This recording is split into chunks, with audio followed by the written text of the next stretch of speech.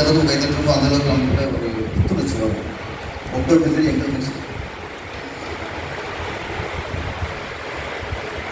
சரவணன் சாருக்கு நன்றி. என்னை தொடர்ந்து இந்த மாதிரி நிகழ்ச்சிக்கு அழைத்து உங்களை சந்திக்க வைக்கிறார்கள். அது உங்களுக்கு எனக்கு பெருமையாக இருக்கு. என்னுடைய அன்பு தமிழச்சி விருது அதுதான் ஃபஸ்ட்டு வந்தார். நாங்கள் நிறைய சினிமா பஸ் தான் போடுறது. இந்த மாதிரி நிகழ்ச்சி எனக்கு புதுசு.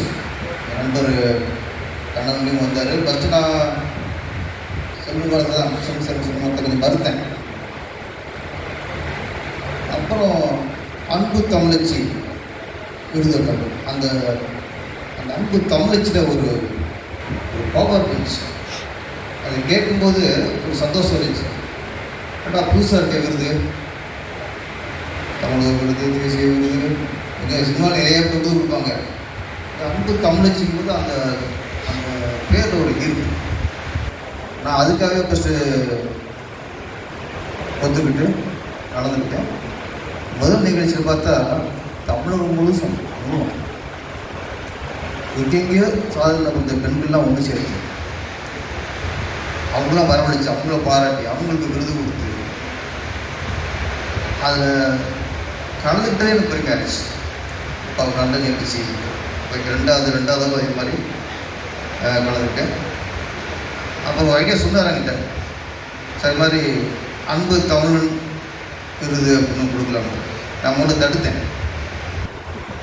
நீங்கள் பெண்களை தொடர்ந்து அவங்கள பாராட்டுங்க, அவங்கள ஊக்குவிங்க, அவங்க முன்னேற்றத்துக்கு அவங்களுக்கு விருது கொடுத்து கொஞ்சம் பண்ணலாம். ஆண்களுக்கு எங்கேனா பாராட்டு கிடைக்குது, அதில் கிடைக்கல நாங்கள் எங்கள் இடத்துக்கு கிடைக்காம நாங்களே பார்த்து வாங்கிக்குவோம். பெண்கள் அப்படி இல்லை, நம்ம பாராட்டினா தான் அவங்க வாங்கிக்குவாங்க. ஆம்பளை நம்ம சொக்கா பிடிச்சா இந்த பாராட்டு வாங்குவோம். அதனால் ஆண்களுக்கு எங்கேனாலும் பாராட்டு அதிகம்.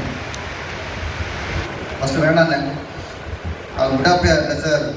என் ஃப்ரெண்ட்ஸு நிறைய பேர் கோவப்படுறாங்க, இந்த பெண்களுக்கு மட்டும் நீங்கள் ஆண்களை எக்ஸ்பிரஸ் பண்ண மாட்டாங்க. அதுக்கப்புறம் தான் அன்பு தமிழன் விருதையும் அவர் வழங்க ஆரம்பித்தார்.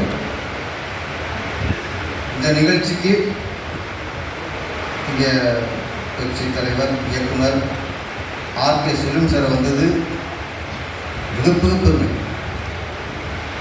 உங்களுக்கு எந்த அளவுக்கு இருக்குது அந்த அளவுக்கு எனக்கு சந்தோஷமாக இருக்குது. ஏன்னா அவ்வளவு இன்னைக்கு பிஸியாக இருக்கிறவர், பிஸியாக இருக்கிறாங்க விட